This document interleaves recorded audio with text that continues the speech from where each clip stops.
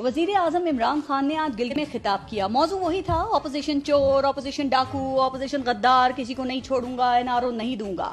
दूसरी तरफ वो कहते हैं कि नया पाकिस्तान कोई बटन दबाने से नहीं बनेगा, ये कोई स्विच नहीं कि ऑन करने से हालात ठीक हो जाएं, ऐसा सिर्फ परियों की कहानियों में होता है।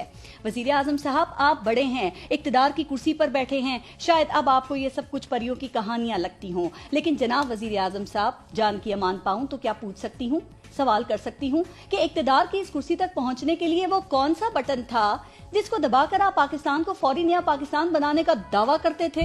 जब आप कंटेनर पे थे, वो कौन सा बटन था जिसको दबाकर आप सिर्फ 90 दिन में करप्शन खत्म करने की बात करते थे? वो कौन सा बटन था जिसको दबाकर आप पाकिस्तान की तारीख की बेहतरीन टीम लाने की बात करते थे? वो कौन सा बटन था जिसको दबाकर आप पाकिस्तानियों को महंगाई से निजात दिलाने की बात करते थे? वो कौन सा बटन था जिसको दबाकर आप बेरोजगारी को जड़ से उखाड़ फेंकने की बात करते थे? वो कौन सा बटन था जिसको दबाकर आप 1 करोड़ नौकरियां देने की बात करते थे? वो कौन सा बटन था जिसको दबाकर आप 50 लाख घर बनाने की बात करते थे? वो कौन सा बटन था जिसको दबाकर आप लूटी दौलत वापस लाने की बात करते थे? वो कौन सा बटन था जिसको दबाकर आप बगैर कर्जे लिए मुल्क चलाने की बात करते थे? वो कौन सा बटन था जिसको दबाकर आप 8,000 अरब रुपए टैक्स इकट्ठा करने की बात करते थे? वो कौन सा बटन था जिसको दबाकर आप माफियाज की कमर तोड़ने की बात करते थे?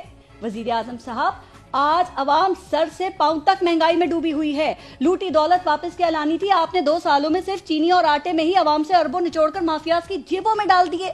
हमारे हालात बटन दबाकर ठीक करने हैं या बगैर बटन दबाए नया पाकिस्तान बनाना है, ये अब आपके इख्तियार में है। इस अवाम ने अपने वोट की सूरत में ये बटन आपके हाथ में दे दिया है। अब आप इन्हें परियों की कहानियां मत सुनाएं। इख्तियार का बटन आपके पास है और अवाम को रिलीफ दे।